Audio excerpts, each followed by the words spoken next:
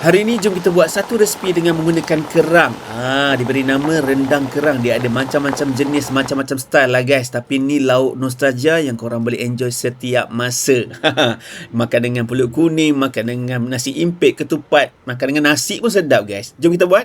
Mula-mula korang letak dulu bahan-bahan untuk dikisar. Ada bawang putih, bawang merah, lengkuas, halia, kunyit hidup, serai, buah keras. Lepas tu bahan rempah sedikit dan sedikit cili padi. Buah keras tu sedap guys. And then korang panaskan minyak dan serai. Tumis bahan-bahan tumisan sehingga pecah minyak dan masukkan cili kisar. Masukkan asam keping, santan. Bagi dia mendidih sekejap perlahan. Korang boleh masukkan kerisik. Lepas tu tunggu magic akan berlaku. Bila dia dah jadi cantik, warna elok macam ni, korang boleh masukkan kerang. Kalau kerang yang fresh tu korang kena rebus dululah. Ini kerang frozen, korang masukkan sekali and then didihkan sekejap perlahan-lahan. Season dengan garam, gula melaka dan irisan daun kunyit. Dah siap untuk dihidangkan.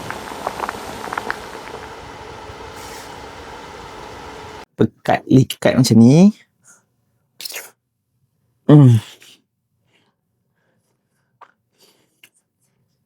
Macam kena cari nasi lemak. Okeylah guys, selamat mencuba.